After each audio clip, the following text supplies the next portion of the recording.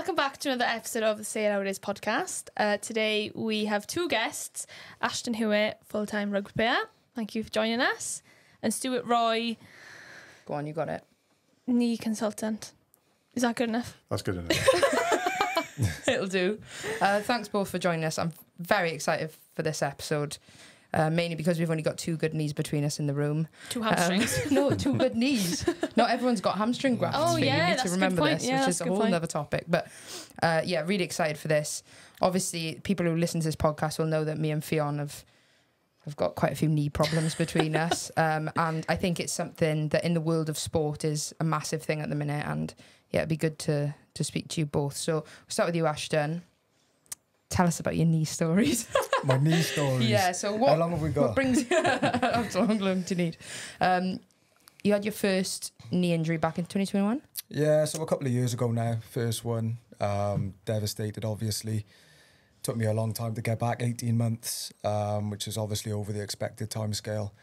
Got back to playing, and then lo and behold, I've done my other knee now. So back on the same journey, road to recovery. So a couple of knee ops in the space of a couple of years.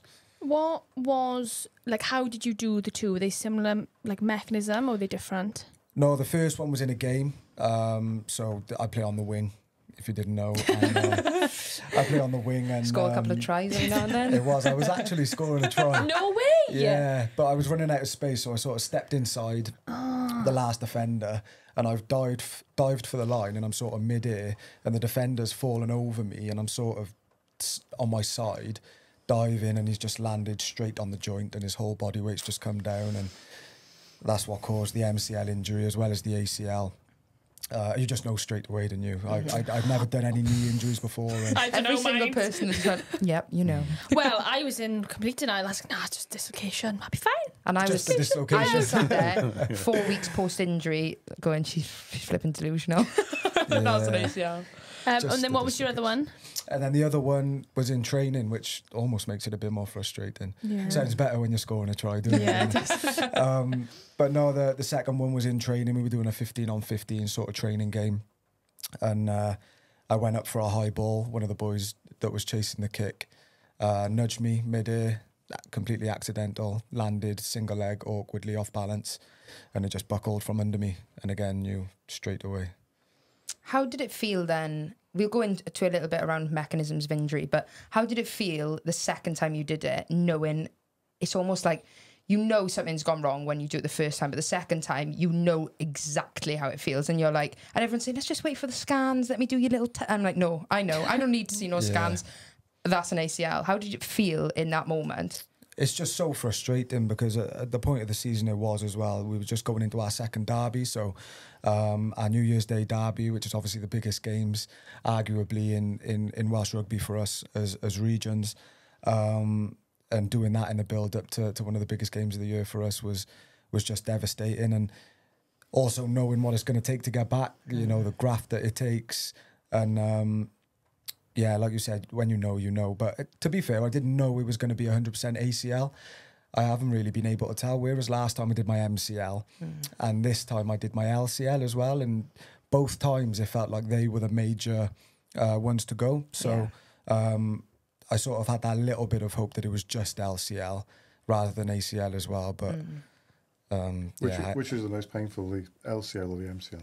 MCL, 100%. That's what delayed my return for so long, was the MCL. I just felt so vulnerable, sore, pain, but thankfully, touch wood so far, my LCL has been the complete opposite. It feels safe, if I'm being honest.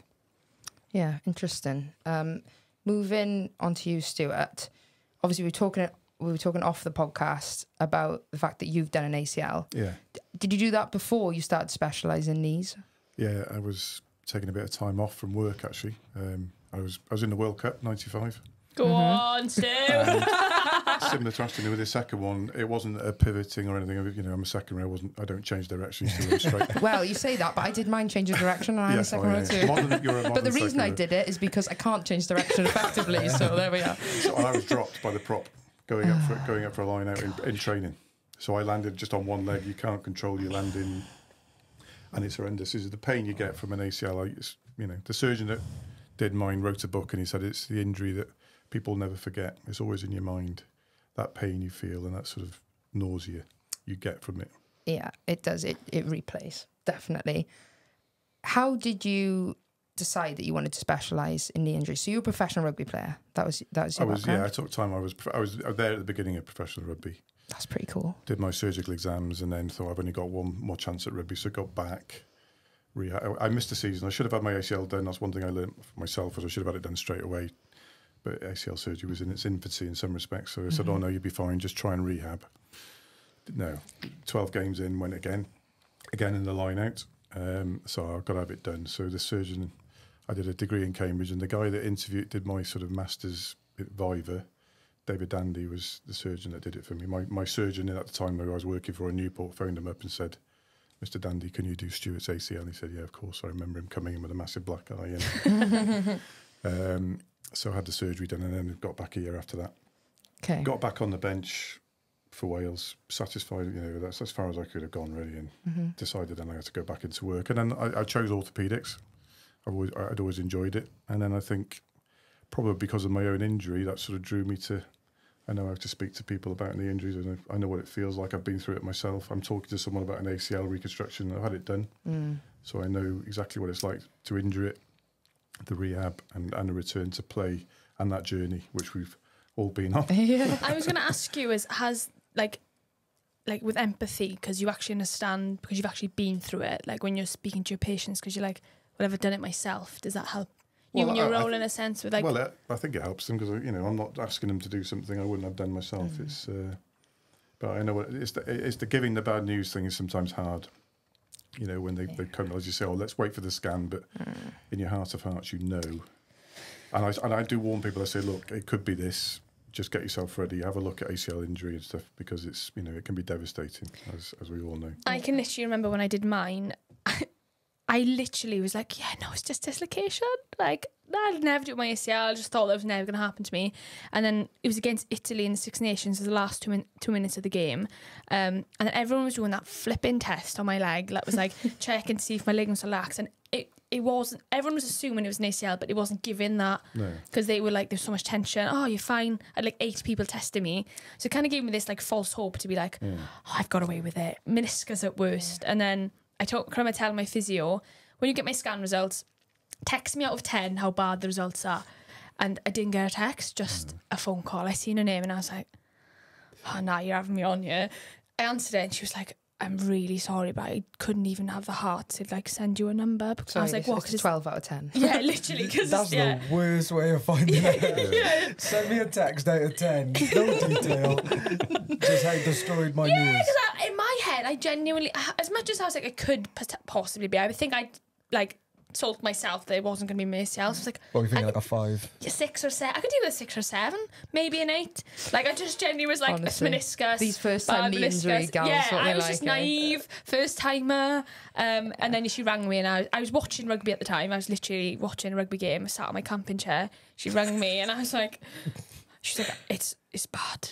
You've done a job. I was like, what does that even mean? So yeah, now I'm like, see people moving and I'm like, oh, now I know what an ACL actually looks like. Yeah. And I think it's that like the textbook ACL would be that lateral cut, that change of direction. And as soon as you see it, you're like... I don't know if you remember when Michael Owen did it in whatever, was it the Euros or foot, and he was just on his own on the side of the pitch. And you just see, and they slowed it down. I really hate watching it. Yeah. That slow motion of the knee. Oh. I've never watched mine back. I still haven't watched mine. Patients say we'd like to see it, and I go, no, thank you. Yeah, I just can't. I've watched the game twice. I get to my point because only 2 minutes after the game, and I'm like, I can't even watch it. I watch mine back. I watch them all back. I think every injury I have. Go on, boy. When I broke my ankle, all I remember, I like fast forward it, and then I just saw myself punching the floor, and I was like, that bit's funny, I'll film that. I'm not watching the actual injury. That's crazy. Going back a little bit, I might be wrong, but the lateral draw test, is that what that's called? Anterior draw test. Anterior, not lateral, that's silly. So anterior. That can anterior be draw very test. hard initially post-injury. Yeah. Especially if you've strong hammies and it can be very difficult pitch Everyone's side. telling me, oh, she hasn't done her ACL. Very difficult pitch side, so I think you've got to rely on examination and scan. Yeah, Because it was Gary gone, as Stuart, it was gone. Yeah. And I think that's something that I learned from my first. So I was 17 when I did my first ACL, and I was similar to Ffion in that instance. I was very, very naive, and I was new to elite rugby. I did it in my first. It was a warm-up game for the World Cup with Wales women, and at first 5 minutes, just stepped, gone, and everyone was doing the test and being like, "It looks really good." And then I got up and walked out, and I was like, I drove home. I was like, this is absolutely fine. And then had that false hope 4 days later, phone call, like, you're going to be out for a minimum of 12 months. So I was like, cool. Yeah. So I want to talk a little bit about injury mechanism. Obviously, it's interesting because our mechanisms are very much change of direction. Yeah. Yours are a little bit different in terms of one is like almost a contact injury, and then the other is like that's a pretty compromised position to be landing in a single leg. So firstly, could you just chat us a little bit through a couple of different mechanisms of an ACL injury? So the classic sports that will give you an ACL injury in non-contact are the pivoting, so rugby, football, basketball, netball, where you're just changing direction. What I should just talk about is it when you've got contact involved as well, then you'd involve other ligaments. So it's not he's not had isolated injury. He's had the MCL on the left and the LCL on the right, plus meniscus. So there's a lot more force involved. But the classic one is when you just pivot, is just isolated ACL. Usually, if you're lucky, you do your meniscus.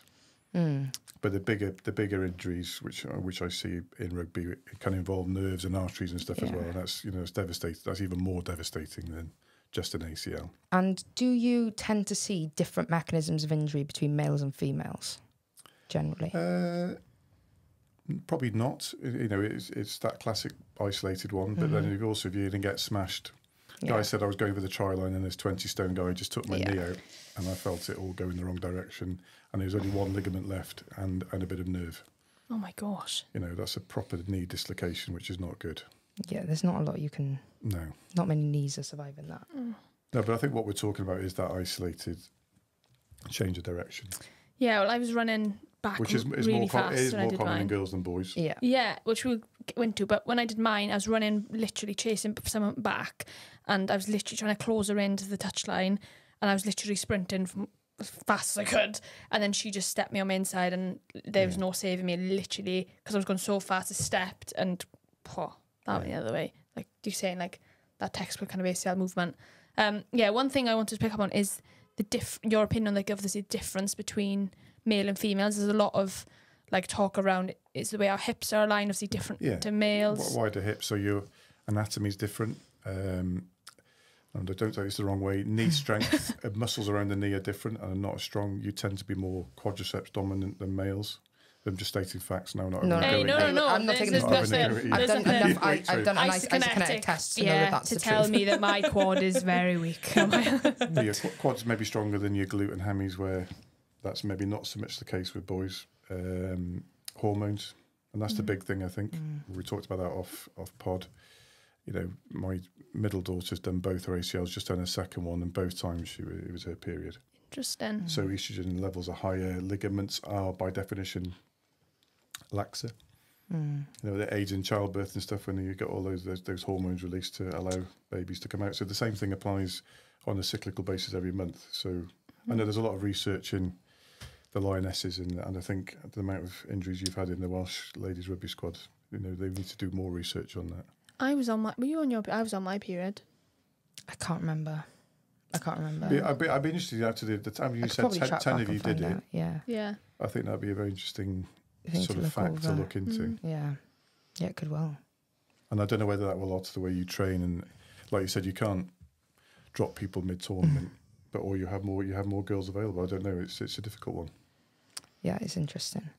In terms of graft selection, this is something I'm quite interested in because I have a role outside of rugby, which is like a strength and conditioning coach for people with ACL injuries. Yeah. And I always find it interesting adapting programs, obviously dependent on what graft they've had, because for both of us, we had hamstring graft. I've had hamstring graft both times. And hamstring strength. One tendon or two? 2 on my first one on my second one. I've got 1. So do you notice a difference just out of interest? Yes, absolutely. Do you? Yeah.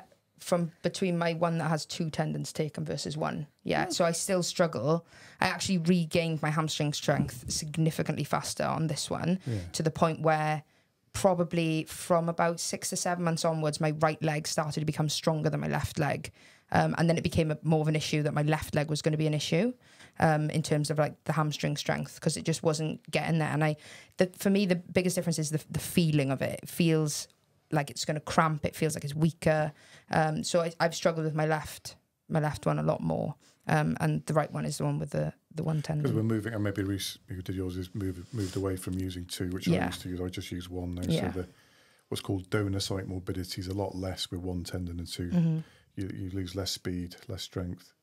And then, you know, Andy Williams, who's done yours, he's the big proponent of the patellar tendon graft, which is what I had done for my knee as well. And I'm so thankful now after hearing especially you don't lose your speed. like we were saying, as a Oh my God, thank particularly you. for you on the wing, is that loss of speed. Yeah.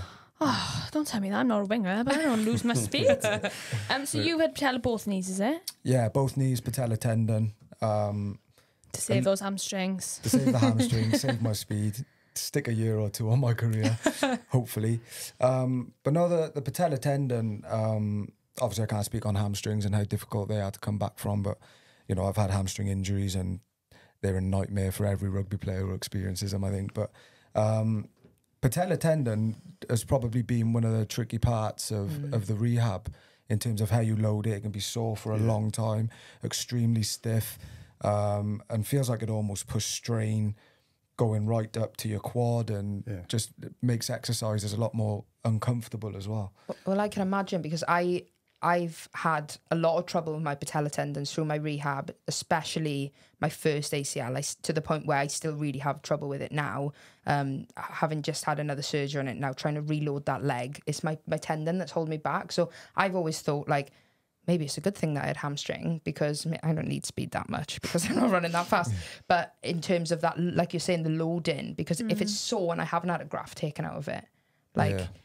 I find that really interesting. So the quads tendon is one of the sort of newer grafts that people are looking at. In America, you might have a donor graft. Yeah, I want to talk about that. And there are positives and minuses for each one, you can argue. But one of the most important things also for a surgeon is what you're most comfortable with yourself, what gives you the best results. So it's all right saying, we've got to do a bone patella bone for you because you're a winger. I don't do that many bone patella bones, so I was asked to see a winger once. I said, you go and see Andy. Because he does more probably than anyone else in the UK. So here's one of your opponents from the Ospreys, so just get down to London and see him. Because I'm not happy to do it myself. But the single tendon hamstring graft is very similar as strength-wise and everything else, and gives reproducible results. Chris, you're telling me that I'm not going to be slow. So in terms of that donor graft, one of the girls, Tatiana Hurd, she said that you did her. Yeah, that was she was a revision. Yes, and I use it for because I don't like taking more tissue from it. You know, you've already said it's already gone. And you could. I'm still aware of my donor site here, the front of my knee. It hurts. You know, I don't like stripping stuff from the good knee to. Yeah. So I personally use allograft, and she's been impressed with the way she's played. Well, she said, "Well, can you just tell him that it was so good, and that I would choose that option again now." Well, it doesn't hurt. It's very little pain. It's just like having arthroscopy. Wow. So you think, wow, I don't feel any pain. It's a much quicker recovery. But in fact, because the rupture rate, the sort of chance of rupturing is slightly higher. Yeah. Is there a rejection chance because of the... There is a chance for that. I've never seen that. There's potentially an infection chance as well. You talk about the stuff going on TV today with blood and stuff. It's a donor graft. But the risk of transmitting a disease is minimal. But there is certainly a high risk because that tendon has been irradiated or it's been washed in chemicals to clean it and make it compatible for donor. Interesting. But there is a slightly higher rupture rate. But certainly it's very popular in America. Yeah. Ashton, what was your pain like post-op in terms of that graft site? Was it more the the MCL, LCL that was sore, or was it the graft site as well? Like immediately after? Yeah. I think it's hard to tell. I think your knee is just massive. Yeah. It's just sore. You had so many other things going on. Yeah. It's difficult. Yeah, it's difficult to say. My whole knee just felt horrendous, if I'm being honest. I can imagine. Especially when the meds wear off. in the evenings. So yeah, it was hard to tell. It was more when you start getting into rehab, movement-based stuff, trying to get that quad strength back. You realise the strain that it puts on that, the graft site, and that's when you start to realise the different parts of the knee are feeling sore based on what you do. So yeah, immediately after it was just pain all the way through. With the hamstring, like at the beginning, it takes a while. Like even like sitting down, The pain. the pain of like the hamstring. Oh my gosh! Even like going for a wee, like you can't. Well, even sit in you the toilet don't actually properly. realise how much your hamstring activates Yeah. just to do like a leg raise. Yeah. Just kick the table. But like, I just remember the first one, getting up and going to go to the toilet thinking, oh, this will be fine. And I was like, Yeah. oh, it's not fine. I've got a hamstring tear. Well, No, my I was hamstring one on took the hamstring's ages. that's the most painful part. Not the actual knee itself, it's Yeah, the harvest site. my hamstring took a really long time because like I probably twinged or pulled my hamstring 3 times in the early stages of my rehab One of because them was my fault, wasn't it? well, we'll essentially, discuss that. in a First day of second. her rehab, it was like 2 weeks post-op, and I was 4 weeks post-op at this point. We've been through the whole thing. Just had my staples out by the Just way. had her staples out, and I was like, "Hi, Ffion!" And when I kicked her foot, and her foot rotated, and And her she whole didn't knee. kick it. She tripped a whole 6 foot of her. If you 6 foot, foot. I'm well, 5 whatever foot you are, 7. fell over my ankle and fell over my leg. My foot just went. Oh, I bawled my eyes out, and I was like, my ACL's gone again. It wasn't. Gwen it was was fine. crying because she was like, I know how that feels. Yeah, We it both was just sat there crying, and I was thinking, oh, my ACL's gone again. But That's anyway, the worst though, when Yeah. you think it like it's Yeah. such a vulnerable. sketchy time. You feel very vulnerable. Like the number of times I would walk into the physio room in the morning after, whether it be a tough day or I've been on my feet for a little bit too long and Good. something's a little bit irritated and I'm scan Yeah. me. yeah, scan me now. There's something gone again. Scan me now. Actually, that leads me nicely onto this thing with like pain and knee injuries and ACL surgeries coming back from it. How much pain is normal? Does that make sense? Or is that's a massive question because obviously it depends what's going on. But I think like is it what's the word? What am I looking to say? I don't know. I didn't ask you. I was asking myself. Is it expected that you're going to have knee pain for the foreseeable? I think that my surgeon said to me, he said, just to warn you, your knee will never feel the same as it did before you injured it. And you've got to accept that because the ACL, although it's a tiny little thing, size of your finger there, it sends feedback to the brain. It tells the brain to coordinate muscles around it. It tells you what your knee's doing. And I don't know about you guys, my right knee has never felt the same as my left. So that sense of proprioception, that's called joint position, it's like the global coordinate system of the body is gone. And a reconstruction doesn't necessarily guarantee you to get that back. No one tells you that. No, despite how good your physiotherapy is going to be, how strong you could be the biggest beast in the gym, you have quads and hamstrings in you, but you will. If you think about how your knee feels now, how many people have only got one ACL? So my left knee. Yeah. So how does your operated knee feel compared to your normal? Oh, absolute garbage.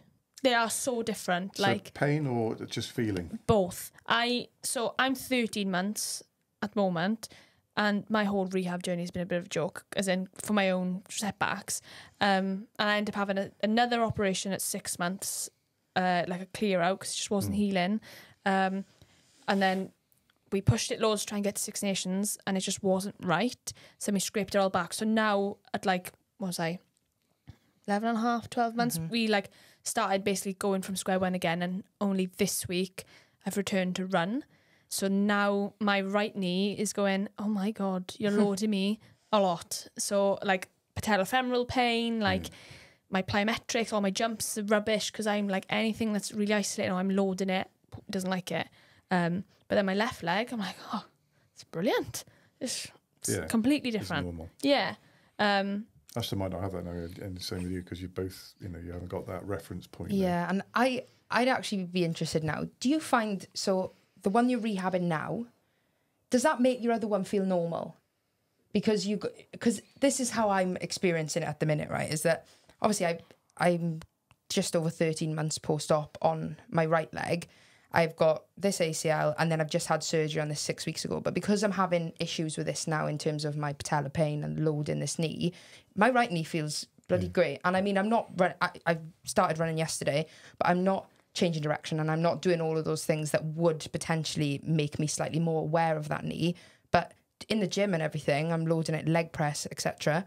absolute, like, it feels like a normal knee, but I don't know if that's because my reference point right now is a not normal knee more That's so. what I mean. I'm going to question you though, but compare your rehab. So, like, this is a good question for you too.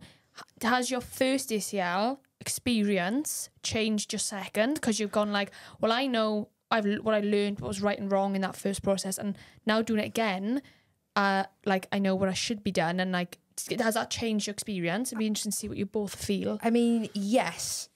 Yes, it changed my experience, but also the environment that I was in was very different, because when I did that first ACL, there wasn't very much, like, we weren't full-time professional. I was in college still. Like, rehab was a second priority for me, whereas I literally was lucky enough to rehab full-time, and that's how I got back and in the best physical shape I've ever been in, probably. But also with my left ACL, I did a bit of a bigger job, and I had medial meniscus repair on that. And now, and I think, again, my rehab wasn't particularly effective. There was a lot of scar tissue, and I got that cleaned out when I had my meniscus op. But I think it's hard. Like, yes, I think this rehab was far more effective, but also I still think that I'm quite impressed with the way that this knee feels. It'll be interesting when I return to play, because I played 5 games and it felt good. But now my reference point is an injured knee. So I don't know if that's making me feel like this is more normal. Does that make sense? Yeah, because of where you are with that one. Exactly. What's your thoughts? I'm yes and no a little bit, because when I got back to playing after my first knee, I came back for 2 games, did my ankle, so I was out for another 8 weeks. When I came back from my ankle, that sort of distracted me a little bit from my knee. Exactly. But then when I was fit, it did get sore, depending on how the game went, sort of thing. If I did have a big twist, or I had a lot of ball in hand, for example, and I was trying to evade tackles, etc., I would notice it get sore. When I did this knee, this one started to feel a lot better. I'm hopping around on my crutches, it's feeling fine. And now it's almost taken a bit of a backward step, where I'm at the point in my rehab with this knee now, I'm doing so many leg sessions a week. Every day's leg day. Every day's leg day, which I hate. Well, your quad looks a lot bigger since I saw you 2 months ago, so that's positive. Anyway. Thank you. That's isn't that a great compliment when you're an ACL injured athlete? It is. It's coming back. It's not just my deluded mind telling myself. Where was I then? Oh, sorry, I do that all the time. She does do that. She does. No. Now that you're loading more. Yeah, I do have days where I'm like, this needs stiffening up a little bit now as well. And yeah.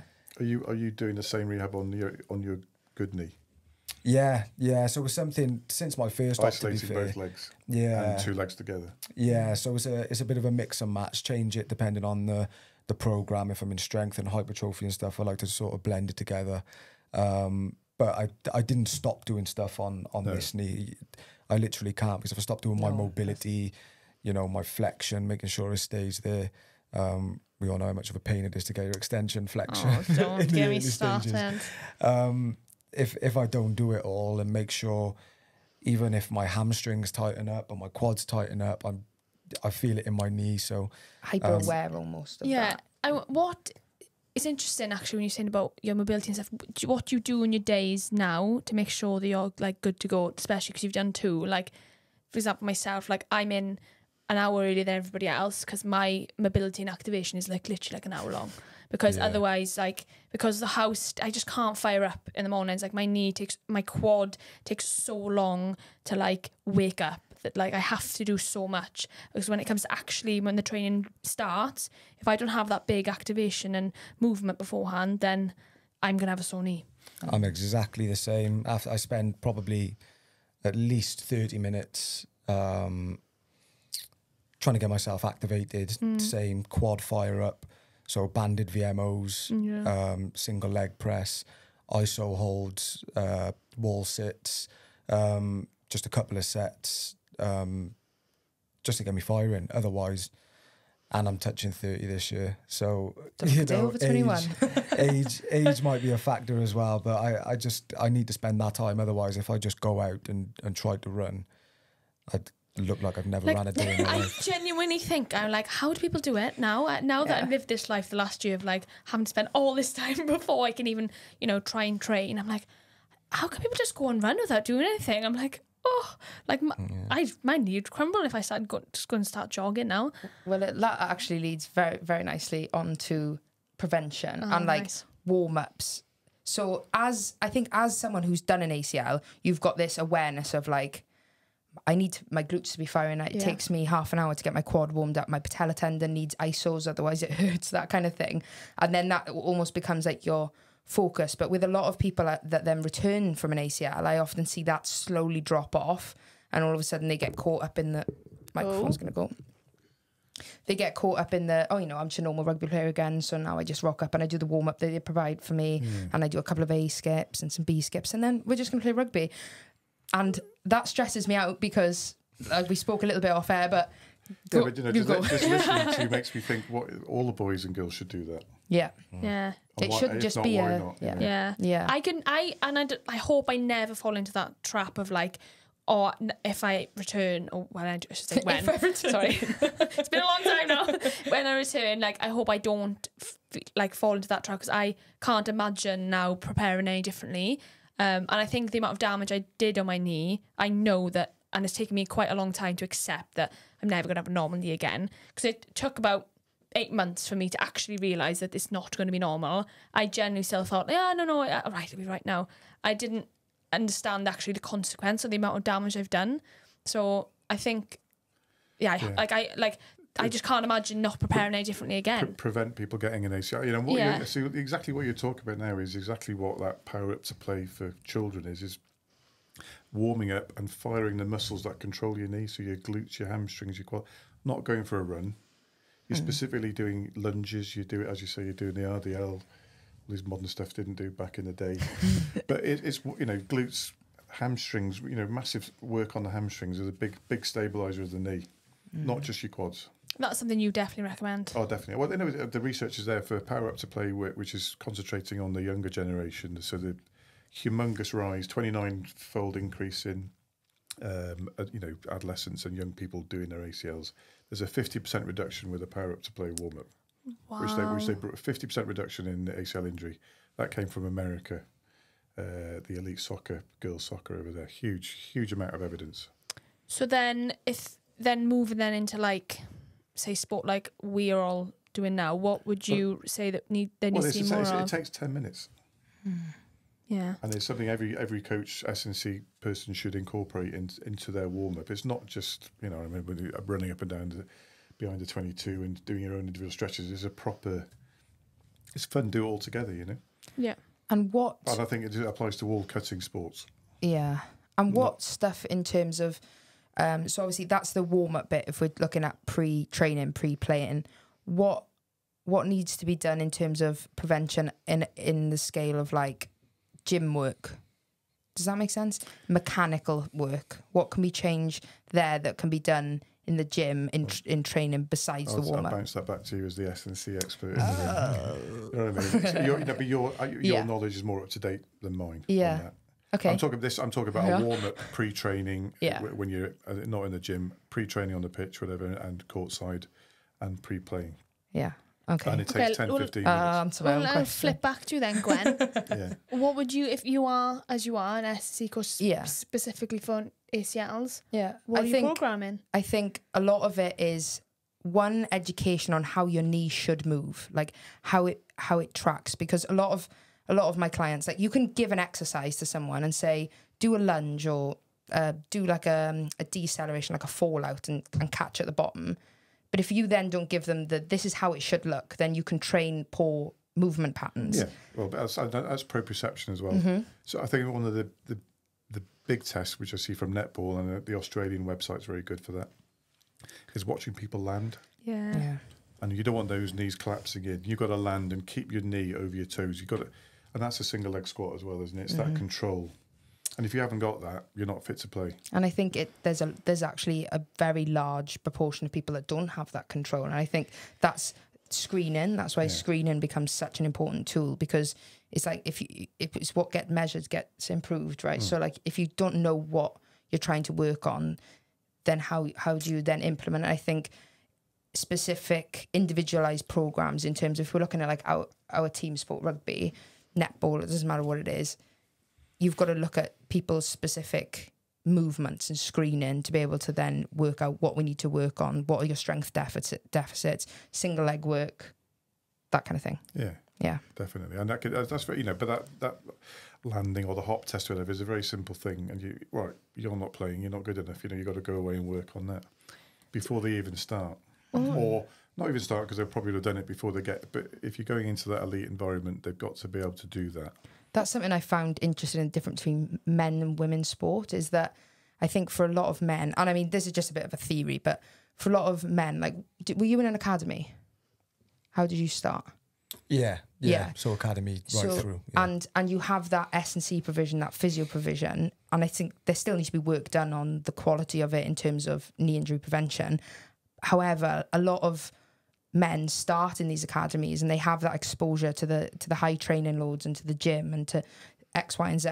Whereas a lot of our girls are coming in at 20 years old, and some of them have only played rugby for 2 years, and they haven't had that athletic development, which is coming back to the stuff that you're saying around prevention, is that getting that into children is so important, because that's when the movement patterns get drilled. And it's almost like when you get to 24, if you're trying to learn it then, it's a lot more difficult to implement those. It's got to start way back. 100%. And I think it's understanding your own body as well, isn't it? Because, you've played the game for a while now, comparing that to back then, and again, making that comparison between male and female sports and the amount of time they've spent in that environment, is you start to get a feel for, when you're lacking in something, or a difference between either leg or hamstrings, and over time you get the issues that you're a little bit prone to, whether it be hamstrings or neural issues, etc. So you're 100% right. Time spent in the game in those environments, it's just a shame it's taken so long for the female game to take off the way it has, to get that exposure and that understanding of what it feels like to have your body under that much strain for that period of time, really. When you talk about women's sport in general, like even in football, like, as a squad alone had a high number of ACLs in 1 year, and then you talk about like football as well, like Arsenal had like 5 or 6, and like I think a lot of the women's game became pro around the similar time. So obviously the spike in load just skyrocketed, and if you haven't got that high of a training age, or like you're not used to that level of training and the amount of training you're doing in and then a shorter space of time, then that's the risk, your injury risk goes higher. Because what was your theory? Yeah, I love a theory. It was essentially around, like, obviously we've got that increase in, if we were training for 4 hours a week and now we're training for 4 hours a day, that's a massive spike in your training load that hasn't particularly been like gradual, yes. However, there's also at the same time been a large increase in media coverage of women's sport. And I think, having been someone who's done an ACL 7 years ago, I knew a lot of people doing ACLs back then. Yeah. However, it wasn't publicised because women's sport wasn't as large in the media as it is now. So I think around the time where all of these ACLs started happening, coverage started to increase. So it's like, oh my gosh, this person's done an ACL, and this person, and this person. Yeah. They've always been there.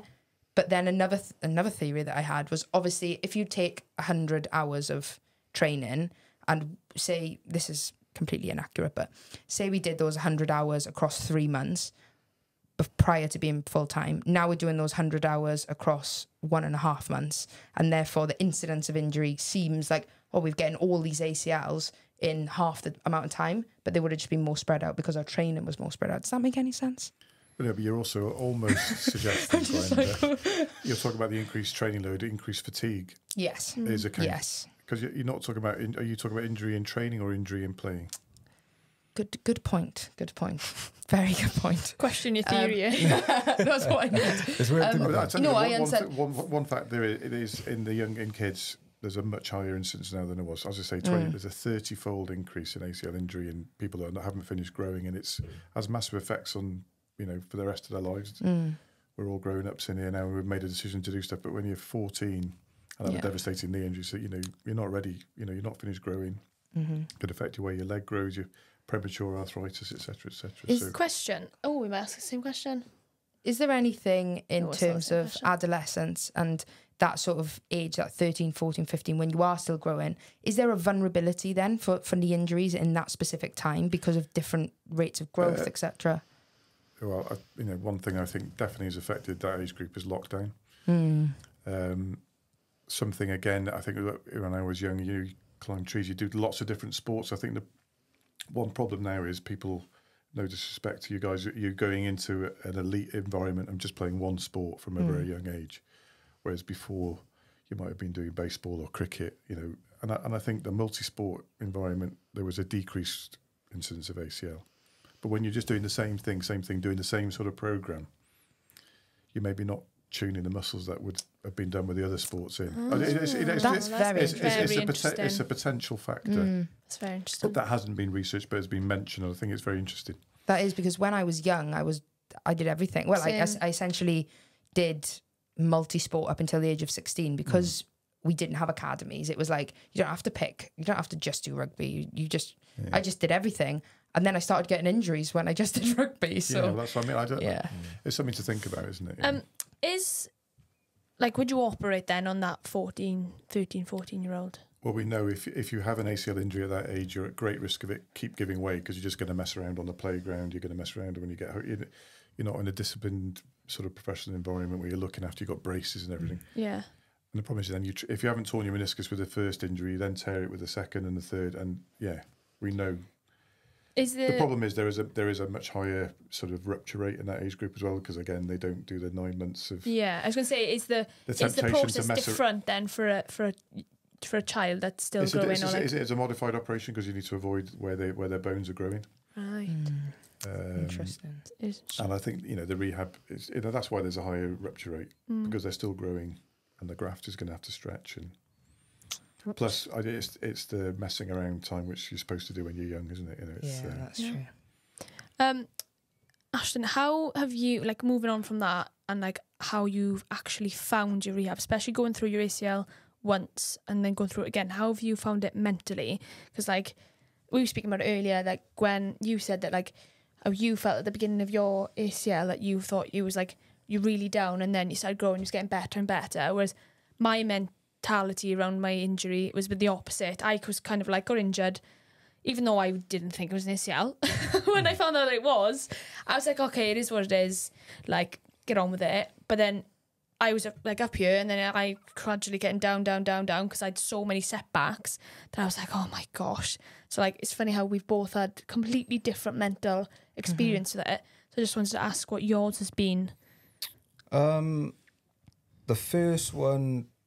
They've been tough in different ways. I'd say that I'm very up and down. Yeah. As I go through rehab, I'm extremely impatient. So my goals are always short term and need to be too high expectations. You two sound quite similar. Which is me and you rehabbing in the gym would be great, I reckon. Yeah, and that's why they all very, very bad. Yeah. We've been there for 10 hours. Why are you still here? The first one, very, very sketchy. Didn't really know what was going on. Everything I knew about it was just what I was being told and trying to do everything to the T, and then almost made it a little bit worse then when I was getting setbacks. Something wasn't settling. And I think as rugby players, we've mentioned the naivety before. Whether it be the surgeon or the physio keeps having to say how significant of an operation and a procedure that it is that you're having on your knee, because I'm coming in now at 5 months, not too far off running, and I'm thinking, why is it still sore, or why is it shooting down to my shin a little bit from this graft, and these little things. I think it's been 5 months now. It should be all right. Something's wrong. I think we take for granted a little bit how big an injury that it is, and then when you've got to hold that patience and that discipline for such a long time, when you're used to everything in a rugby environment being 100 mile an hour. It's the opposite of what you're used to as an elite athlete, isn't it? So that's where my frustration is. This one, so far, has probably been better, apart from the early stages where you realise you've done it, you're in a bit of a pit, and you're down and stuff. The frustration's still there, but you can judge that fine line between working really hard and doing too much, so you set yourself back a week or 2 weeks or however long it is. That's what I found with this one, and so I've been on a bit more of an upward trajectory with this one because I'm on track. Yeah. Luckily, I've found that balance so far, but the first one was real tough. Go on. Okay. One thing we talk about expectations, mine are ridiculously through the roof. Yeah, far too high. I'm sure you'll mention that. What I found at the beginning, especially because of my meniscus, I was non-weight bearing for 2 months. I was losing my independence, and I was a PT. yeah, she was, yeah, like sitting in the gym around everyone else that's able-bodied, and I'm just sitting on the bench like, hey, do you mind passing me the dumbbells, Can you please? load my weights for me? And I'd be in the gym for like hours. I'm like, it was like, do you want to ask someone to help me all of the time? Because I literally like couldn't move. I think that was the hardest part at the beginning. I think that took away from my knee because I was like more upset around, well, I'm just completely not independent anymore. And then more, like I said, I had a lot of setbacks. I had CPRS. Does that mean anything? Yeah, chronic regional pain. Yeah, Does that mean anything to you? It probably would The feel. only surgeon in the room. Does that mean anything to you? Sorry, I came out completely wrong. I meant to say like, That's like am I saying it right? A scrum. Does Sorry, that mean no, anything to I you? didn't mean does he not know what it is. I meant, am I saying it Yeah, right? yeah. That's No, what you're I right, meant. yeah. Sorry. I know. Sorry, I wasn't was insulting him. funny. Yeah, so I had that where like my leg was purple for ages. Like I had like my skin on my shin was falling off. Like it literally was coming off. My proprioception is like still now like not very good. And like, yeah, it just affected my movement even more worse than what I would just doing an Well, ACL. that's going to set you back. That's why you didn't say that before. So, yeah, Brilliant. Well, that makes What sense. is it? I've never heard of that. Well, don't ask me because clearly I don't know what it is. it can happen after an injury, or it can happen after surgery. It's just the part of the nervous system that makes your hair stand up and makes you sweat. It's called the autonomic nervous system. It's not the nervous system that says when you cut yourself, I feel that. It can go into overdrive. It gets overstimulated. So you get this shiny red appearance. You can lose hair. Yeah. If you, I'm not saying you've got hair, but No. I've seen people. Commonly, it's wrists and ankles that seem to be affected So it's in my orthopedic shin. injury. Yeah, it's your So shin. like, I don't know how you guys think, but like obviously you lose some feeling, sensation. and everyone was telling me like you're gonna lose feeling, but I was like, my whole shin though, like the whole shin, and then like I said, like gradually then my leg was getting like purpler and purpler, and I was it was looking down at red my clot foot, for and me. I was like, it's a funny colour foot that, and then yeah, like I was getting this like the way you can describe it was like someone was hitting me with a pin all down my. Great, that's exactly what it was. Yeah, so it's just that part of the nervous system goes into overdrive. Yeah, and that made Did it you worse for did you me. have Yeah. tablets for that, or did they physiotherapy? Oh no, should I? Did you? Oh no, I didn't. I was like, should I have tablets? No, but It's a bit like they thought I had a blood clot originally. Thought I had a blood clot, and then Then it wasn't. it wasn't, which is obviously good. I had a scan and everything, thinking, oh god, I got what's the blood? DVT. DVT. All the And then words, it was all the obviously words. CRPS. So that, but then obviously your proprioception gets affected with an ACL injury anyway. But that just then made it so much worse. Like nothing was really functioning. Like nothing was really moving. I had no go in me. Like I literally couldn't walk properly for like 6 months. That's why I did another operation. And then like my surgeon said then, well, you're lucky that you did have it because you wouldn't have returned if you hadn't had this clearer because it was so messy. But then yeah, I didn't end up running them for like 8 months. So it's like it's taken me so long to like even get functionally moving again. So for me, it got to a point where I was actually prioritising being healthy and actually just being a human before being a rugby player. Because I think at the beginning, all you think about is like being an athlete. I think but when you have a multiple setbacks, it gets to the point. rest of your life. isn't Yeah, it? because there's life outside of the walls of the training facility, and then it's like you get to a point now, the stage I'm at now, I'm like, oh, well, I'm glad I'm actually moving. I can go out for dinner with my friends and be normal rather than like hobbling in and like in so much pain. So the three of you now in the elite environment you're in, do you have access to psychologists? Oh yes. So does that Yeah. do you find, is that obviously that never existed, and I still think it's probably an important part, not just but that return to play type psyche. Do you find it helpful? I don't think I could have returned to play without the psych. Not necessarily returned to play, but in a way that, like, I really struggled because of the way I had an ankle injury, literally 6 minutes of rugby into a knee injury. My body was like, And I struggled with coming back from my ankle. So then when I was coming back from my knee, my body was like, well, why are you putting me in this situation? Like my brain, I should say, was saying, why are you putting me in this situation again? Like the last 2 incidences, I got injured. So why am I doing it again? And I had this real mental block. And I did really struggle with it. But the closer I got to playing, the more I was like, okay, I can see it. You know, it's that if the only evidence that my brain has is the last 2 times I did it, I got injured, then the only way you're going to get over it is by creating new evidence that you're not going to get injured. And that's a lot of stuff that I worked on was remaking my injury incidents essentially, and just doing it enough times for my brain to be like, you can do this and you're going to be fine, and almost putting my trust in the fact that my rehab has been good and that I have an understanding behind how I can reduce my risk. My risk isn't 0. It's a lot higher than 0. However, I can reduce it as low as I can. But that being said, the week before my return, I was an absolute anxious mess. I really struggled with it. Whereas I was okay with being injured, not okay, but like I dealt with that quite well mentally. Like I said, like our reactions to being injured were different. Like I was accepted it. I was fine. What I struggled with was the continual amount of setbacks, and that's what I needed the psych support on, because I was getting to a state. I had another operation in between the 2 knees. I got diagnosed with endometriosis, so I had another op in between those 2 knee ones, and I was just at that stage. I was like, I feel like my body just kept rejecting the load and like what I was putting it through. So that's what I heavily relied on the psych for, is just to be like, how much can someone keep taking? Like, it's a long-term injury anyway. And I was like, and I felt as an athlete, I'd put in so much time and energy and effort into like my rehab.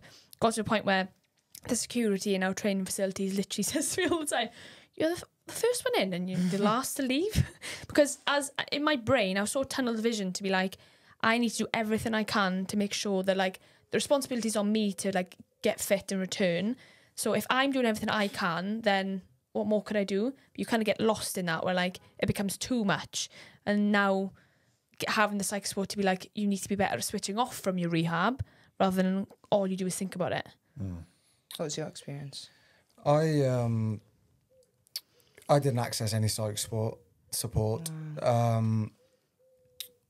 It's a little bit of a weird one, you know. I think I got better after my first one. I got better at talking about how I was feeling during my rehab and stuff. Had a very good relationship with my physio, really good. So that made it a little bit easier when, you know, I was having tough days and whatnot. You know, he was very good at that with me. You know, speaking to people who are close to me as well. But I never seeked out the professional support. I almost isolate myself a little bit, and after that initial, you know, pit that you're in that I alluded to earlier, I'm always like, right, it's just a challenge now to get back, prove to myself that I'm going to get back, I'm going to play again at the same standard. I've got no choice other than to do that, so everything has got to go into it, and it almost makes those setbacks even harder because it is literally... well, the higher, it's almost like the higher the highs, the lower the lows then, isn't it? So if you're like, okay, this is what I'm doing, all my focus, you're like, okay, I'm building up to this is what I'm going to do. And then that setback just drops you straight down. And it comes back to that balance I was talking about earlier as well, because we always think like digging in, grafting, working the hardest is always going to pay dividends and be the best thing for your body, whether it's in the gym, rehab, fitness, running.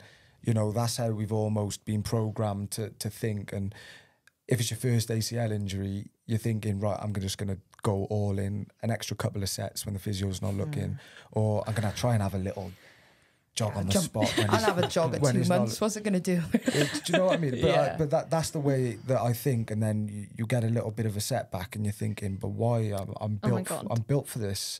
I've been putting in all the work. I've done more than, you know, than what's been asked of me. Usually when you do more, you get more. Yeah. And it's the complete opposite. So. Oh my God, that's literally, everything, how you've just described that is me to a T, which is what the actual psych support has done for me now. The psych has literally gone, you need to give her a set time to leave because she's here too much. Like, she's got home time. I have home time on my, so I have a group with my physio and my S&C in. They send me the schedule, and now at the end it says home time, because like I am what you're describing. Like and that's I think what I found really hard, because I was like, why am I getting all these setbacks all the time? I'm literally doing everything to the book. I'm literally leaving you with no ounce of energy left because I'm like giving absolutely everything, and then I'm exhausted. Everyone's like, oh, what did you do on the weekend? I'm like, nothing, I was knackered.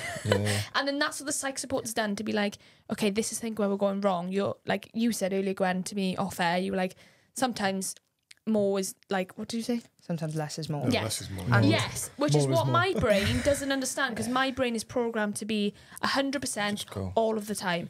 And I think how I've tried to target the rehab is to be like, I'm maximal in everything I do, whether that's rehab, whether that's gym, everything is like 100%. Yeah. But then, and then the consequence is like, oh my God, I'm absolutely wiped. And I'm like, oh, well, what's my rehab's going down? Well, no, we should be doing more. Because my brain's like, well, more. Well, actually then, like you're saying, it's actually not the answer sometimes, Yeah. No. which is quite hard as an athlete because, Yeah, but you could definitely overdo it. yeah. oh yeah, well, I know that now, I Well, think. a big thing about it's you know, rehab. Another word for rehab is you're in recovery. Like but then that gets hugely neglected, and it's like you could spend as much time as you want training, but it's when you recover that's when you see the benefits. That it's the same like when you're in the gym. The only way you're going to see benefits from a hard gym session is if you then recover adequately, consume enough protein, etc., etc. That's how you then recover. I think that gets overlooked in rehab, because essentially, if you did a tough leg session on your knee, that might cause irritation in your knee. You then need to effectively recover for that knee to settle down enough to then be able to load it again, even more so. And if you just keep going and keep going and keep going, your knee just gets worse and worse and worse, and then you eventually end up with something more chronic. Well, I think that my scenario with Boo, I was like 8 months, hadn't run for 8 months, and then we were trying to push Six Nations, which was literally like a 3-month window. And we all agreed that like, we're going to chuck the kitchen sink at this, try and make this possible for you to return. And like, we did try really hard, but I had severe shins. I don't know if you got, do you have bad shins? I had severe shin splints because I didn't run for so long, and then my running load went high quite quickly. I had such bad shin splints. It just was not going away. And then it got to the point where we made the decision to not make Six Nations. And as soon as we decided, so I'd gone. As soon as we decided to not do Six Nations anymore, my body just went, oh. And then I felt, even though I felt in pain quite a lot, that's when I felt the pain more than anything. My body just gone, oh wow. Yeah, but that's what happens, isn't it? And I think it's from the moment that you get that date, and no matter, I've had 2 knees, ankle, 3 shoulders, every time. I don't know if you get it a lot, but you say this, so when am I going to play? Like, I need the day that I'm going to play. Very, The hour to the minute, please. And you That's give, a really, really hard thing to answer from my perspective, and that'll be for you. And it's a multidisciplinary decision. It's you, it's coach. I think we understand that It's as well, for don't we? you. We know that, but in the moment, and as soon as you get that time scale, so the 9 to 12 months, you're sat in the physio room then with your physio, right? So Get it's your laptop 9 out. to the day. Yeah, get your laptop out. What weekend is that? Yeah. What game Yeah. is it? And Yeah, but I think that you got to have a target, haven't you? Well- And I think you can have are you happy? You know, you're going to be happy. What sort of time frame? Do you want a specific game? yeah. Well, I want a specific. I have a specific or game. a specific month Game. game. I'm See, that's game. nice. In whether it be 9, 12 months time, I have a game, and that's what I talk about with this. Just tying it into, we're talking about load. Once you get that target in your head, it's not just the rehab you're thinking about. When you start running and stuff, you think, right, I've hit this stage now. I'm only a couple of months out from that day, from that one day. So after my rehab and all these hours in the gym, I've got to go and do my top-ups in X, Y, and Z. I've And got to you- start going to meetings, you start know speaking what to you need to coaches. tick off to be able to, like, that's I think the pressure I feel I'm under now is because I've been given a timeline of like, so now they want me to return in September, which leads me to like, what was that, like 18 odd 18 months? months, Yeah, yeah. 18, 19 months. And because I've been out for so long, there's like negotiable periods at this for 3 months, the 3 blocks I'm in first. And then the last 3 are non-negotiable. You cannot make them any faster. Like, they could be slower, but they are set. And it's like, oof, I feel the pressure of like, if I have a setback or something now, with my reputation of setbacks isn't very good this last year, that like puts me 1 week, then the game that you're referring to, I've got a game in mind, I'll miss it.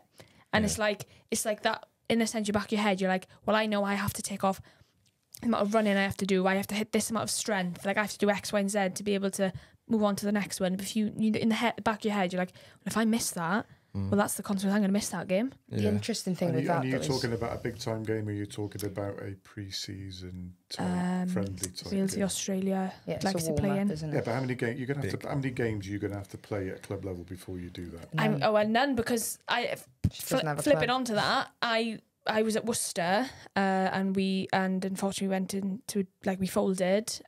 So before pre-Six Nations, I was thinking, well, when we said no, I was like, well, when am I going to play? Like, I actually, if I'm fit, say in May, I'm actually not going to play rugby literally until international, because I actually don't have a club anymore. There's no fixtures. So there's no fixtures for me to play. So my return is literally going to be... There's no club games? No, not until... So essentially the way our league works is that now we go into a competition called WXV, which starts in end of September, and that is so with our only fixtures before that, club or otherwise, would be warm-up fixtures for that tournament. And our club season in the Prem starts whilst we're in WXV. So that's literally, and our last Prem game, the final is the 22nd of June. But then the girls that were... surely hit an international game without playing first. Well, A few of us have done it.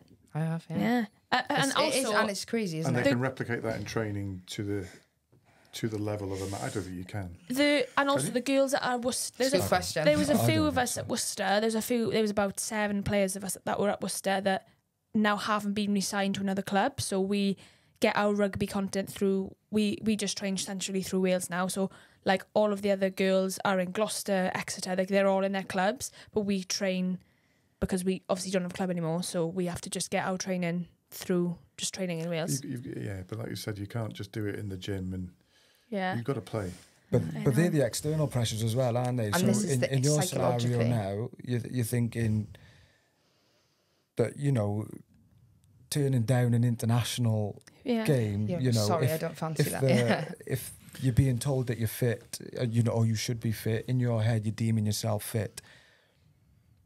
If it's your sole call to turn down that game, that's an extremely hard thing to do. It also puts you in a shop window to get another club.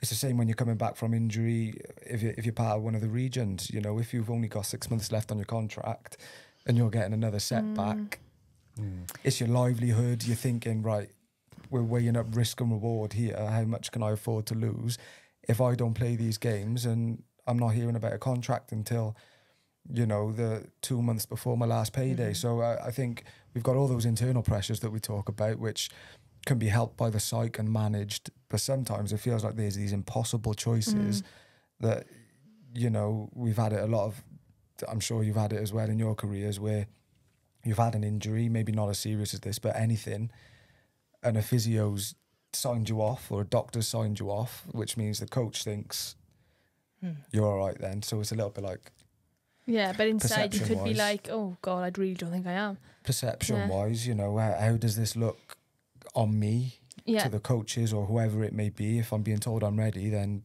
especially when you're younger as well, that inexperience of injury, rehab, returning to play, contracts, it's a different sort of pressure. And that is the pressure because, like, you know, like we're in this obviously new contract era, and I'm like, well, I'm going to be out for 18 months. So, like, if my contract is going to get renewed or extended or whatever, I've got to, it's like a different type of fight. Like, you fight to return, but you're fighting for your job. Like, I'm fighting to actually because, like, you know, this is my actual, I need to get return because this is what pays my bills and puts a roof over my head. Like, that's where it comes, those external pressures you say are actually really, really heavy. And that's, I think, the reality that's hit me recently, because I'm like, oh my God, even though September looks like ages away, in ACL return, it's not, because you have to take off so much. And like I said earlier, the tight timeline, like, when you actually see it on paper, you're like, oh my God, it seems like a long time, but it really isn't. Yeah.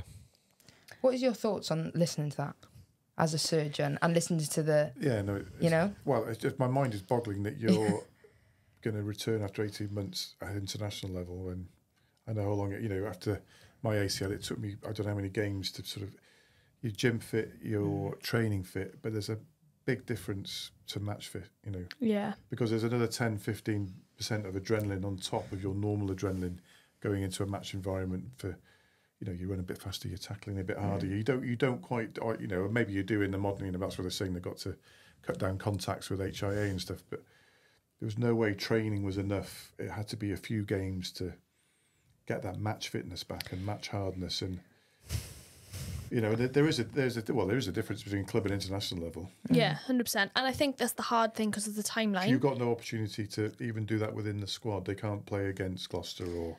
Well, I don't know if I'm allowed to say that, actually. There's like internal fixtures, but these are international internal fixtures. And I think, or like hard teams. Training, training games. Yeah. So you are going to be, exposed to, but I am not going, like, it... And that might be 10 minutes, 15, 20. There's a game or two before. I'm really being careful what I'm saying. There's a game or two before, but I'm not going to be playing in them because my timer doesn't take me there. So it's literally like the game that I'm aiming for. Well, yeah. I'm going to be exposed to a level of training, but I actually won't be allowed to return to rugby game before that fixture. I find that astounding, to be honest. I really do. Sorry, guys. Yeah. Before Ffion cries. No, I'm actually alright. I'm holding myself together. We just moving on a little bit. We put a story box up. I don't know if you use Instagram. Do you use Instagram? No. Okay. I defer to my children to that. So there's we put up a question box on our Instagram stories to try and get some questions from people that they wanted to ask an ACL surgeon and someone who's been through multiple ACLs. So Summarise 3, I reckon. Okay, I'm gonna find the best ones. So one of them is, are ACL injuries more common in women? And I think that's a big question. And the answer is yes. Is there a statistic on how much? Or? I don't know the exact stat, but it's definitely more common for the reasons we discussed. Yeah. What are the common knee patterns that you see on return or repeat knee injuries? Is there anything in particular? The other knee. Yeah. I was warned about that. My surgeon warned me about it, and I've seen that. Not, to be honest, in only a minority of my patients, but I always warn people, you've got to rehab the good leg. Yeah. The same as the affected leg. Sorry, just to back onto that. What about back-to-back injuries? Because I feel like there's a lot of questions around, and we've had a few where it's been like someone's had an injury, like an ankle or something else, and then actually, sorry, I should say you. Yeah. Gwen done her ankle and then done her ACL. Like, do you see a pattern with being like with back-to-back injuries? It doesn't necessarily be a knee, but sometimes it seems to be like a different limb, and then shortly after. To be honest, I've not personally seen that with my patients, but that does exist because fatigue. Your leg is not functioning properly. Yeah. And again, it's the proprioception. It's if you've got a bad ankle, you're not going to land properly, are you? From if you jump in or. Yeah. Well, interestingly, it was my other knee. It was my opposite knee to the ankle, and I think it's a case of like my rehab with my ankle was done in enough time. It wasn't like it was hugely rushed, but you're favouring the other leg. Exactly, and I was on crutches for 3 weeks, and I was hopping around on this leg, and I don't know whether then this leg became, my already dominant leg became even more dominant. It's taking more load. If I'm doing a squat, most of the load's going through this leg because this is my bad ankle. And I think when we talk in terms of fatigue, I think that might have played a big role. But also the position my knee was in was pretty, I mean, I don't think many knees would have survived it, but maybe they would have. Who knows? This was a good one. Is ACL surgery the right option for every patient who has sustained an injury? Not always, no. So it's patient specific. What would be your... Well, no. So the basic rule I have, and it doesn't matter how old you are, so my eldest patient was 75 so far, I think. It's instability with an ACL. And that's what the ACL reconstruction does, is restores stability. Does it make you run faster, dance better? If you've got symptomatic instability, I've got quite a low threshold for doing ACL reconstruction because of my own experience. I wasted a whole season. And I think, if you've got an unstable knee and you're sporty and you want to do stuff in life is for living, have an ACL reconstruction. So potentially an option for someone to not get it is if they had no knee instability and they didn't intend on returning to cutting, pivoting sport. Yeah, they say, look, I'm giving up now. I'm just going to sit behind a desk, or I'm just going to go jogging. Yeah, you don't necessarily need an ACL for that. Okay, interesting. How do you overcome? This is a good one for you, Ashton. How do you overcome the fear of returning to sports after an injury? I think it's the preparation over the long term. We spoke about that checklist that you have to tick off. I think it's doing it all to the T, knowing that you can tell yourself every day, that you have followed something to the T and you're confident in yourself. You know, I didn't have the confidence for a long time to come back because my MCL felt vulnerable.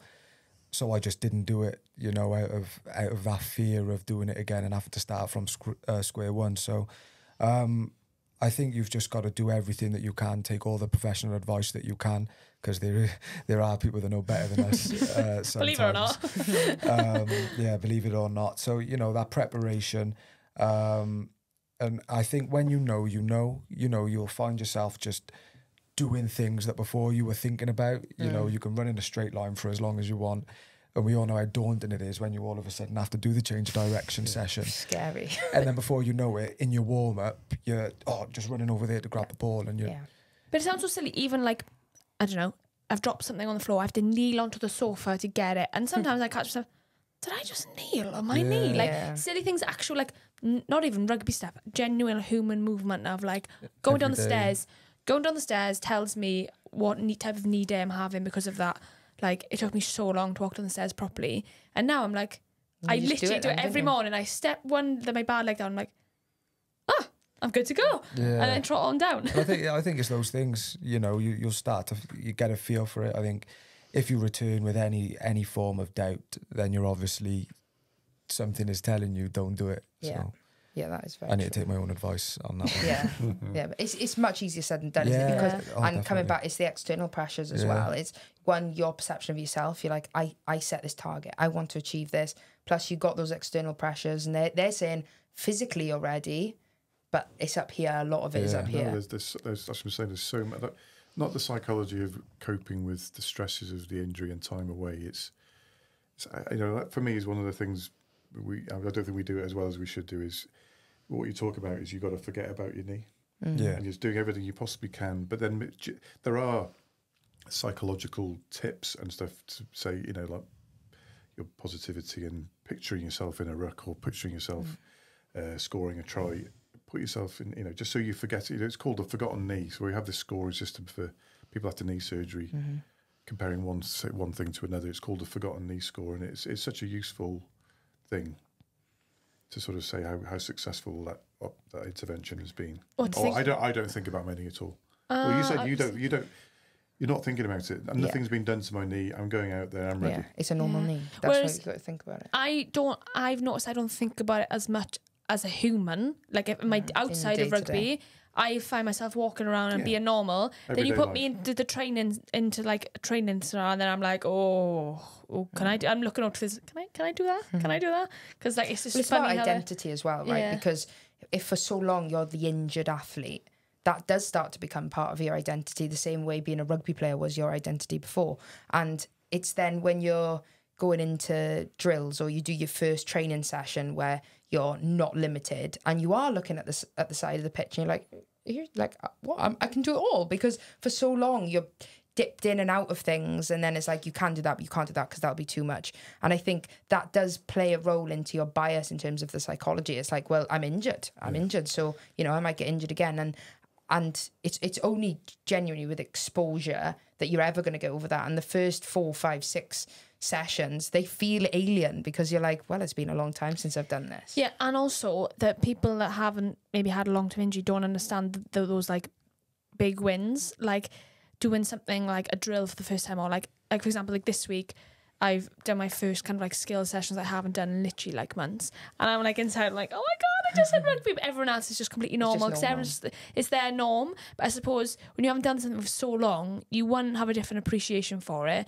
and two, like they're the things that kind of keep you going, because at that kind of like from all the setbacks and the pain and how rubbish it is, that's what kind of keeps you going, because it's like, well, that's you're holding on to, because that's what you're like, that's a little bit like, that's a little step closer to obviously returning and being fit again. Do you think, guys, if you went back to your first injury, you would have found it helpful to speak to yourselves with the experience of your injury at 6 weeks, 3 months, it's 9 months return to play? Because listening to you, three of you now, I'm sure that'd be very helpful for the person who's just hurt their knee. Yeah. And they're on that great unknown. You don't know, oh shit. Yeah. With my contract, this, that, and the other. All the things you've been talking about now, I think would be so useful for sort of injury mentors. You know?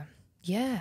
Hey. Well, that's the point of There this we are then. podcast. But I do think, like, having done a second one, I essentially have been able to be that. Like, Yeah.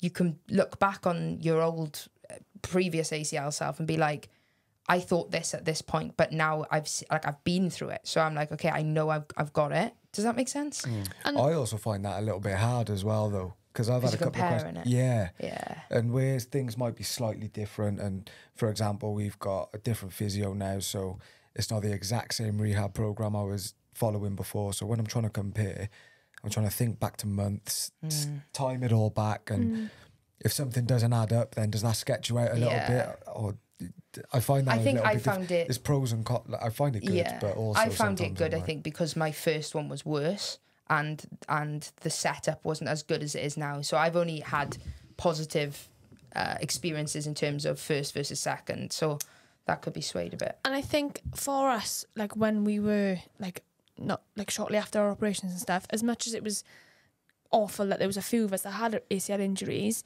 like it was that comfort. It was comforting because we kind of had an understanding of like how each other were feeling, and it's like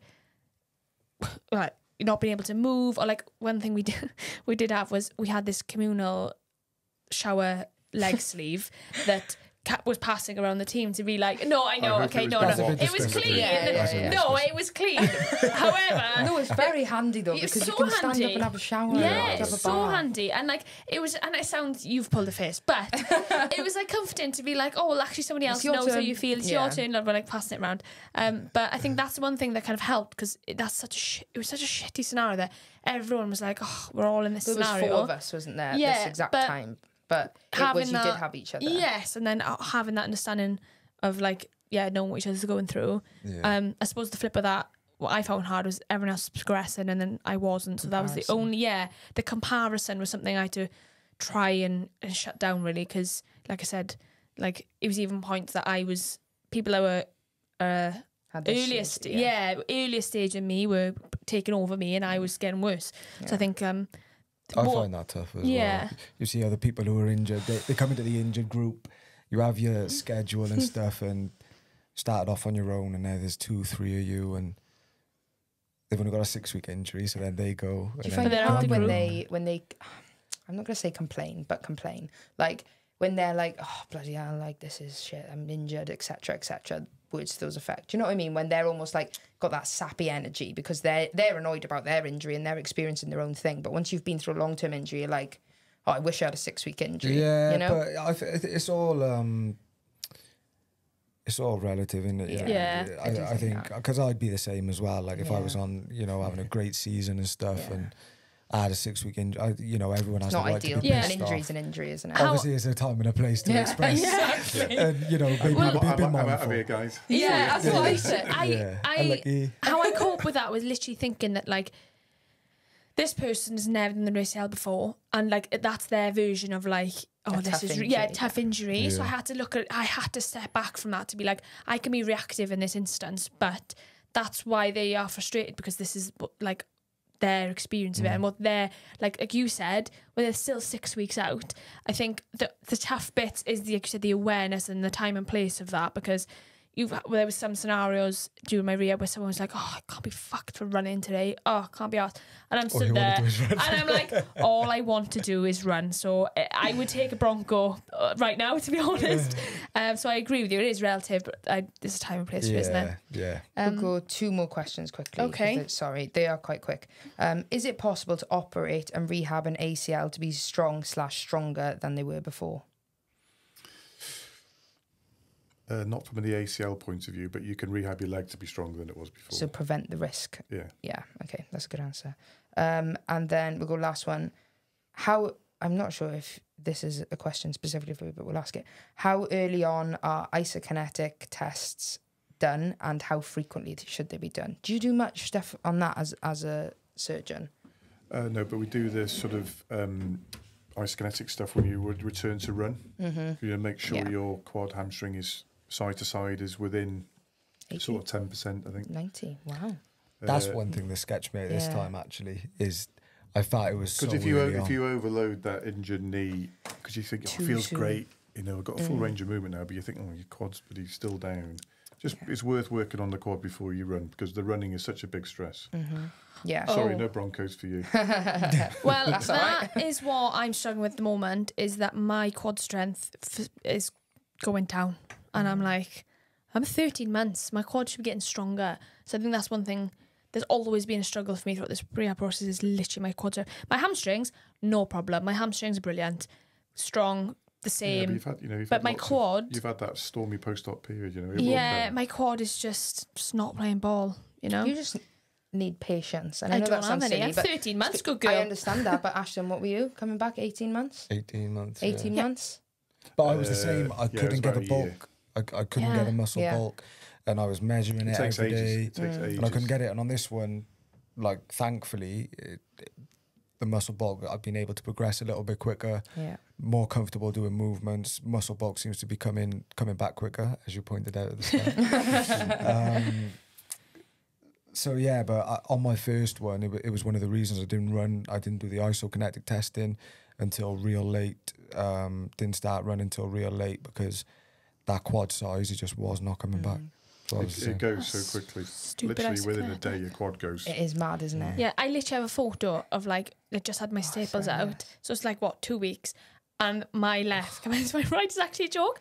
Quad, But I don't even know what this It's is. the It's like difference, right, nothing. is when you're the difference between being able to get that extra range of extension and being able to activate your quad versus being there. Like with my ACL, I was there and my quad just wasted away. Yeah. With my meniscus a couple of weeks ago, didn't lose any extension really. I was pretty much, obviously I wasn't in hyperextension, but coming out the op, hardly lost any quad, like just a Yeah. tiny bit of lateral It quad, is, but that range didn't is so load it for important. 6 weeks. Whereas I literally could not extend. Yeah. Literally, I had to have that 6-month operation because for the whole 6-month period, I could not extend. I couldn't even do a And calf then- raise. And then that's Like- when we look at, like, in terms of getting that muscle bulk back, it's Yeah. going to take a long time. Yeah, I feel like my 6-month mark was actually like Day that one. was day one. If like, but obviously in my head I'm like 13 months, but actually it's not, because I feel like that's actually when my rehab kind of started taking toll all over again. Because that's actually when I started to walk properly and then get my mechanics better. But obviously it's very difficult to accept that part when you're actually in realities. Still been over here.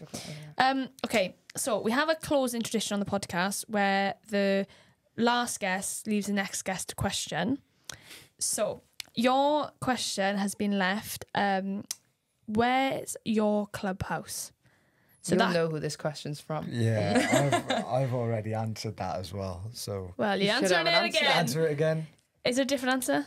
No, it's not. I like to think my clubhouse is in different places. I know one place where my clubhouse is, dependent on what sort of mood I'm in, who I feel I need support from.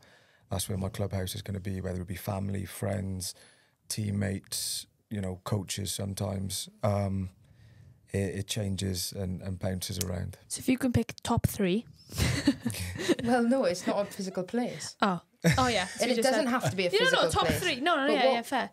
What my answer to this question was, when I got asked it on the previous guest podcast, was the physio room. Yeah, fair. Because that is for however long, especially at the time I was like 8 months post-op, that is where I felt like no matter how good or bad my day was, that's where I could be, and I could just be. Do you know what I mean? I could be celebrating, yeah, this went really well, but I could also be like, okay, I'm really over this now and this is really draining. And so that's what my answer is. Nice. What have you got for us, Stuart? Well, at the tender age of 55, my clubhouse is my family. Ah, And nice. it was, my then wife was with me when I did my ACL, and, Nice. so through the ups and the downs and the roller coaster ride that is life, family first. Nice. That's a That is great very answer. My girlfriend is one of my clubhouses. So you 'cause should. if she watches this, When I asked top 3, I was you didn't say it. that, and you have gone, yeah, friends, family, yeah. And when I said, can you pick 3? And you were like, oh no. Yeah.